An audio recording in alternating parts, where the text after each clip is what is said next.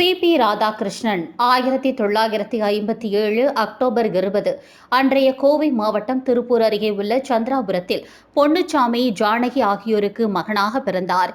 இந்தியாவின் முதல் துணை குடியரசுத் தலைவரும் இரண்டாவது குடியரசுத் தலைவருமான சர்வப்பள்ளி ராதாகிருஷ்ணன் அவர்கள் போலவே வரவேண்டும் என்று இவருக்கு ராதாகிருஷ்ணன் என்று பெயர் வைத்தனர் அவரது பெற்றோர். இவர் இளம் வயதில் RSSல் பயணித்தார். பின்பு ஜனசங்கத்தில் இணைந்து பணியாற்றினார். பின்னர் முன்னாள் பிரதமர் வாஜ்பாய் மற்றும் அத்வானி ஆகியோர் தொடங்கிய பாரதிய ஜனதா கட்சியில் இணைந்து பணியாற்றினார். 1998ஆம் ஆண்டு நடைபெற்ற பாராளுமன்ற தேர்தலில் கோவை தொகுதியில் போட்டியிட்டு வெற்றி பெற்றார்.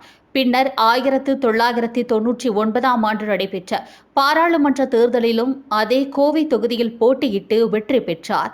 பின்னர் 2004, 2014, 2019 ஆகிய பாராளுமன்ற தேர்தல்களில் கோவை தொகுதியில் போட்டியிட்டு சொற்ப வாக்குகளில் தோல்வியை தழுவினார்.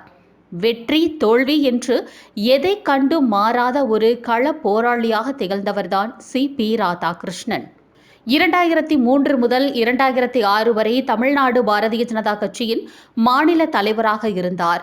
அந்த நாட்களில் மாநிலம் முழுவதும் ரத யாத்திரை நடத்தி கட்சியை பலப்படுத்தினார்.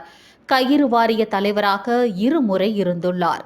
2023 முதல் 2024 வரை ஜார்க்கண்ட் மாநிலத்தின் கவர்னராக பணியாற்றியுள்ளார். அந்த காலகட்டத்தில் தெலுங்கானா மற்றும் புதுச்சேரி ஆகிய மாநிலங்களுக்கு கூடுதல் கவர்னராகவும் இருந்துள்ளார். 2024 ஜூலை முதல் தற்போது வரை மகாராஷ்டிரா மாநிலத்தின் ஆளுநராக பணியாற்றி வருகிறார். குடியரசு துணைத் தலைவராக இருந்த திரு ஜெகதீசன் பதவி விலகியதை அடுத்து தேசிய ஜனநாயக கூட்டணியின் துணை ஜனாதிபதி வேட்பாளராக சி.பி. ராதாகிருஷ்ணன் அறிவிக்கப்பட்டார். அதன் பின் நடந்த குடியரசு துணைத் தலைவர் தேர்தலில் வெற்றி பெற்று தமிழகத்திற்கு பெருமை சேர்த்துள்ளார் சி.பி. ராதாகிருஷ்ணன் அவர்கள்.